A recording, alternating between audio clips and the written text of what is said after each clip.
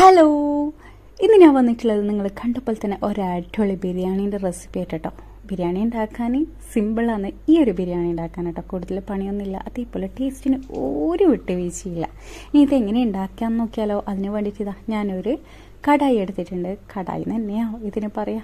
ഒരു പാത്രം എടുത്തിട്ടുണ്ട്. അതിലേക്ക് ആവശ്യത്തിന് വെളിച്ചെണ്ണ ഒഴിച്ചെടുത്തിട്ട് ഞാനിവിടെ ഏകദേശം 1/4 കപ്പ് വെളിച്ചെണ്ണ ഒഴിച്ചെടുത്തിട്ടുണ്ടാവും കേട്ടോ.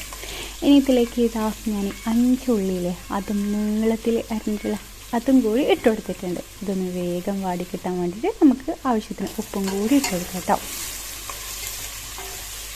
ഇനി ഇത് നല്ലപോലെ ഒന്ന് മിക്സ് ചെയ്യാൻ ഞാനിവിടെ മൂടിയൊന്നും ഇട്ട് കൊടുക്കുന്നില്ല കേട്ടോ. നല്ല ഹൈ ഫ്ലെയിമിൽ തന്നെ വെച്ചിട്ടാട്ടോ ഞാൻ ഈ ഒരു ഉള്ളി വാട്ടിയെടുക്കുന്നത്. എനിക്ക് ഈ ബിരിയാണി ഉണ്ടാക്കാൻ വേണ്ടിയിട്ട് ആകെ 3/4 മണിക്കൂറാണ് എടുത്തിട്ടുണ്ടായത്. നിങ്ങൾ ഞാൻ പറയുന്ന പോലെ തന്നെ ചെയ്താൽ മതി. ഉള്ളി ആദ്യം കട്ട് ചെയ്തിട്ട് ഇതിലേക്ക് ഇതേപോലെ പാത്രത്തിലേക്ക് ഇടാം. എന്നിട്ട് ഇതൊന്ന് വേകുന്ന ആ ടൈം കൊണ്ടില്ലേ നമുക്ക് ചിക്കൻ കഴുകിയെടുക്കാം. അങ്ങനെയൊക്കെ ചെയ്യുമില്ല, നമ്മളെ പണികൾ വേഗം കഴിയും.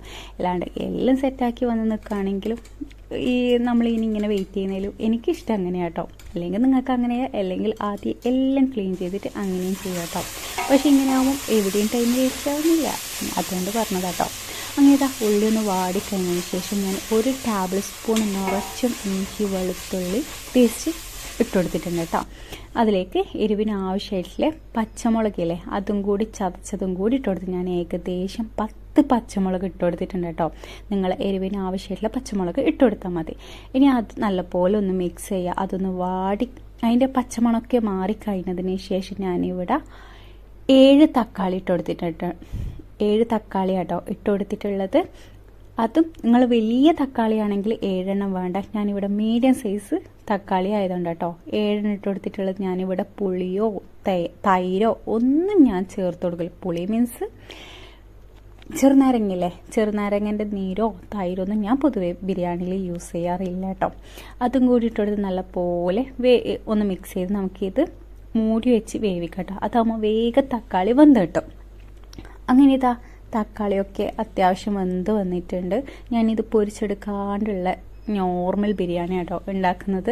ഇനി ഇതിലേക്ക് നമുക്ക് മസാലപ്പൊടികളൊക്കെ ഇട്ട് കൊടുക്കാം. ഞാനിവിടെ 2 ടീസ്പൂൺ ഗരം മസാലയും 1/2 ടീസ്പൂൺ മഞ്ഞൾപ്പൊടിയും ഇട്ട് കൊടുത്തിട്ട് നല്ലപോലെ ഒന്ന് മിക്സ് ചെയ്യുന്നുണ്ട് കേട്ടോ. ഇനി ഇതിലേക്ക് കഴുകി വൃത്തിയാക്കിയിട്ടുള്ള 1 കിലോ ചിക്കനും കൂടി ഇട്ട് കൊടുക്കുന്നുണ്ട്. പിന്നെ എനിക്ക് ഈ ബിരിയാണി ഉണ്ടാക്കാൻ എനിക്ക് ആരും പഠിപ്പിച്ചു തന്നിട്ടില്ല കേട്ടോ. സ്വയം ഓരോരുത്തർ ചെയ്യുന്നതും ആക്കുന്നതൊക്കെ കണ്ട് ഓരോരുത്തർ ഇങ്ങനെ ചെയ്താൽ നല്ല രസമുണ്ടാവും അങ്ങനെയൊക്കെ കേട്ട് അങ്ങനെ ചെയ്യുന്നത് കേട്ടോ. എൻ്റെ ബിരിയാണിയിൽ ഞാൻ ഏറ്റവും കൂടുതൽ ഉള്ളിനം കാട്ടി തക്കാളി കേട്ടോ കൂടുതൽ ചേർത്ത് കൊടുക്കാം. അങ്ങനെ ഇതാ എല്ലാം ഇട്ടെടുത്തൊന്ന് നല്ല പോലെ ഒന്ന് മിക്സ് ചെയ്ത് കൊടുക്കുന്നുണ്ട്. എന്നാലും ഒരു ഉപ്പ് കുറവ് പോലെ ഫീൽ ചെയ്തു, അതുകൊണ്ട് കുറച്ച് ഉപ്പും കൂടി ഇട്ട് കൊടുത്തിട്ടുണ്ട് കേട്ടോ. ഇനിതാ ഇതൊന്ന് നല്ലപോലെ ഒന്ന് തിളച്ച് വന്ന ടൈം ഇതൊക്കെ ഈരത്ത് തന്നെ ചിക്കനൊക്കെ അത്യാവശ്യം വെള്ളം ഊർന്നൊരു ഒന്നും കൂടി ഞാൻ മിക്സ് ചെയ്ത് കൊടുക്കുന്നുണ്ട് കേട്ടോ. ഈ പാത്രത്തിൽ അങ്ങനെ ഒന്നും അടിക്ക് പിടിക്കാറില്ല, അതുകൊണ്ടൊന്ന് ജസ്റ്റ് ഒന്ന് ഇതാക്കി ഇതിന് ലോ ഫ്ലെയിമിലും കൂടി വെച്ച് കൊടുത്ത് ഞാൻ നെയ്ച്ചോറ് ഉണ്ടാക്കേണ്ട പരിപാടി കേട്ടോ. അങ്ങനല്ല, അവിടെ ഒരു സൈഡിൽ നിന്നും ചിക്കൻ വേകുന്ന ടൈം കൊണ്ട് തന്നെ നമുക്ക് നെയ്ച്ചോറും കൂടി ഉണ്ടാക്കിയെടുക്കാം. ഒരു ടൈമും വേസ്റ്റ് ചെയ്യാണ്ട് നിങ്ങൾ ഈ ഒരു രീതിയിൽ തന്നെ ഉണ്ടാക്കിയെടുക്കുകയാണെങ്കിലേ നിങ്ങൾക്ക് 3/4 മണിക്കൂർ കൂടിപ്പോലെ 1 മണിക്കൂറോടെ നിങ്ങൾക്ക് ബിരിയാണി സെറ്റാക്കാം കേട്ടോ. 1 മണിക്കൂറൊന്നും ആവശ്യം എന്തായാലും ഇല്ല. പിന്നെ നമ്മൾ ചിക്കന് ഫ്രൈ ചെയ്തിട്ടൊന്നല്ലല്ലോ ഉണ്ടാക്കുന്നത്. അങ്ങനെ ഇതാ ഞാൻ ഇതിൻ്റെ ഇടയ്ക്ക് പല പണികളും ചെയ്യുന്നുണ്ട്. എനിക്കതുകൊണ്ട് തന്നെ ആകെ 3/4 മണിക്കൂറേ വേണ്ടി വന്നില്ലോ. ഇനി ഇതാ നെയ്ച്ചോറ് ഉണ്ടാക്കാൻ വേണ്ടിയിട്ട് ഗീയും വെളിച്ചെണ്ണയും കേട്ടോ ഞാൻ ഒഴിച്ചെടുത്തിട്ടുള്ളത്. അതൊന്ന് ചൂടായാലും ഞാൻ 1/2 കഷ്ണം ഉള്ളിയും കൂടി ഇട്ട് കൊടുത്തിട്ടുണ്ട്. പിന്നെ ഏലക്ക, പട്ട, ഗ്രാമ്പു അതൊക്കെ ഇട്ട് കൊടുത്തിട്ടുണ്ട്. ആവശ്യത്തിന് വെള്ളം കൂടി ഒഴിച്ചെടുത്തിട്ടുണ്ട് കേട്ടോ. ഞാൻ ഏകദേശം 1 ഗ്ലാസ് അരിക്ക് 1.5 ഗ്ലാസ് വെള്ളം കേട്ടോ ഒഴിച്ചു കൊടുത്തിട്ടുള്ളത്. പിന്നെ ഇതാ ആവശ്യത്തിന് ഉപ്പും കൂടിയിട്ട് അതൊന്ന് തിളക്കാൻ വെച്ച ടൈം ഇതാ നമ്മൾ ചിക്കൻ നല്ലപോലെ വെന്ത് വന്നിട്ടുണ്ട്. ഇനി ഇതൊന്ന് കുറച്ച് മല്ലിച്ചപ്പ് ഇട്ട് കൊടുത്ത് സംഭവം സെറ്റായിട്ടുണ്ട്. ഇനി അതിലേക്ക് വേറെ ഒന്നും വേണ്ട, കരിവേപ്പിലയും കൂടി ഇട്ട് കൊടുക്കണം കേട്ടോ. അങ്ങനെ തന്നെ ആ ടൈം തന്നെ നമ്മൾ അരിക്ക് വേണ്ടി വെച്ചിട്ടുള്ള നെയ്ച്ചോറിൻ്റെ വെള്ളം ഇത് നല്ലപോലെ തിളച്ച് വന്നിട്ടുണ്ട്. ഇനി ഇതിലേക്ക് അരിയും കൂടി ഇട്ട് കൊടുക്കുക. ആദ്യം നല്ല ഹൈ ഫ്ലെയിമിൽ തന്നെ ഈ വെള്ളം ഈ രീതിയിലൊന്ന് വറ്റി വന്നാൽ നമുക്കിതൊന്ന് ലോ ഫ്ലെയിമിൽ വെച്ച് കൊടുക്കാം കേട്ടോ.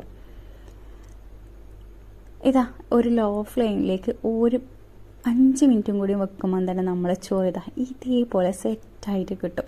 ഇനി നമുക്കിതൊന്ന് ദമ്മ് ഇതാലോ. അതിൽ ഞാൻ ചോറ് വെച്ച ആ പാത്രത്തിൽ നിന്ന് 3/4 ഭാഗം ചോറ് ഞാൻ മാറ്റി വെച്ചിട്ടുണ്ട്. ഇനി ഇതിലേക്ക് നമുക്ക് ലെയറായിട്ട് മസാല ഇട്ട് കൊടുക്കാം കേട്ടോ. ഇതേപോലെ ചിക്കനും ഒക്കെ ആയിട്ട്.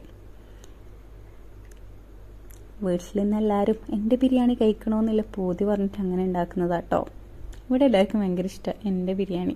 അതെന്താണെന്ന് എനിക്കറിഞ്ഞൂടാ. അങ്ങനെ മസാല ഇട്ട് അതിൻ്റെ മേലെ കുറച്ച് മല്ലിച്ചപ്പും പുതിന ചപ്പും ഇട്ട് കൊടുത്ത് ഓരോ ലെയറാക്കി ഞാൻ ഇട്ട് കൊടുക്കല കേട്ടോ. പിന്നെ ഞാനിവിടെ ഉള്ളി പൊരിച്ചെടുത്തിട്ടില്ല. എനിക്ക് പൊതുവേ ഇഷ്ടമല്ല. ഇവിടുന്ന് ആരും അത് കഴിക്കുകയും ചെയ്യാറില്ല. വെറുതെ വേസ്റ്റാക്കി കളയണ്ടല്ലോ. അതുകൊണ്ട് അത് മാത്രം ഞാൻ ചെയ്തിട്ടില്ല. നിങ്ങൾക്ക് ഇഷ്ടമാണെങ്കിൽ അത് ചെയ്ത് കൊടുക്കാം കേട്ടോ. അങ്ങനെ ഞാൻ ഈ ചിക്കനിൽ കരളെന്ന് തന്നെ പറയുക, കരളും അതിൻ്റെ പാർട്സൊക്കെ ഇല്ലേ അതൊക്കെ ഇട്ട് കൊടുത്തിട്ടുണ്ട്. ഇവിടെ ചിലരൊക്കെ കഴിക്കും, ചിലർ കഴിക്കുകയും ചെയ്യില്ല കേട്ടോ. പിന്നെ ഫ്രിഡ്ജിൽ വെച്ചാൽ പിന്നെ അത് എടുത്ത് ചാടേണ്ട ആവശ്യമുണ്ടാവും. അതുകൊണ്ട് അതും കൂടി എടുത്ത് ഇട്ട് കൊടുത്തിട്ടുണ്ട് കേട്ടോ. അങ്ങനെ നമ്മൾ ദമ്മിടൽ കംപ്ലീറ്റ് ആയിട്ടുണ്ട്. ലാസ്റ്റത്തെ ലെയർ ആട്ടോ ഇത്. 2 ലെയറായിട്ടാട്ടോ ചെയ്തിട്ടുള്ളത്. 2 ലെയറിൽ മസാല വെച്ചിട്ട് ചോറ് 3 ലെയറായിട്ടുണ്ടാവും. അങ്ങനെ മൊത്തത്തിൽ മസാല ഒക്കെ ഇട്ടെടുത്ത് ചോറ് ഇട്ടെടുത്ത് അവസാനം കുറച്ച് മല്ലിച്ചപ്പിട്ട് നമുക്കിത് ദമ്മ് ചെയ്യാൻ വെക്കാം കേട്ടോ. ഏകദേശം ഒരു 15 മിനിറ്റിന് ശേഷം ചോറ് പൊട്ടിച്ചിട്ടുണ്ട്. ഇനി നമുക്കൊന്ന് ചോറ് വിളമ്പിയെടുത്താലോ. ഇവിടെ ഒരാൾ ലെഗ് പീസ് വേണമെന്നിട്ട് ആൾക്ക് വെയിറ്റാണ്. ചോറൊക്കെ പാത്രത്തിലിട്ട് സെറ്റാക്കി വെച്ചിട്ടുണ്ട്. എന്തായാലും നിങ്ങളൊന്ന് ട്രൈ ചെയ്ത് നോക്കാം കേട്ടോ. അടിപൊളി ടേസ്റ്റാന്ന് പറഞ്ഞാൽ പൊരിച്ച ബിരിയാണിക്ക് വേറെ ടേസ്റ്റും പൊരിക്കാത്ത ബിരിയാണിക്ക് വേറൊരു ടേസ്റ്റും അല്ലേ. എന്തായാലും ഒന്ന് ട്രൈ ചെയ്ത് നോക്കി അതിൻ്റെ ഫീഡ്ബാക്ക് പറ. വീഡിയോ ഇഷ്ടമായാലും എന്തായാലും ലൈക്ക് ചെയ്യണം. അതേപോലെ സബ്സ്ക്രൈബ് ചെയ്യാണ്ട് നിങ്ങൾ എൻ്റെ വീഡിയോ കാണണമെങ്കിൽ ഒന്ന് സബ്സ്ക്രൈബും കൂടി ചെയ്ത് സപ്പോർട്ട് ചെയ്യണം കേട്ടോ. നെക്സ്റ്റ് വീഡിയോ ഇട്ടുണ്ടെങ്കിൽ വരാൻ. ബൈ.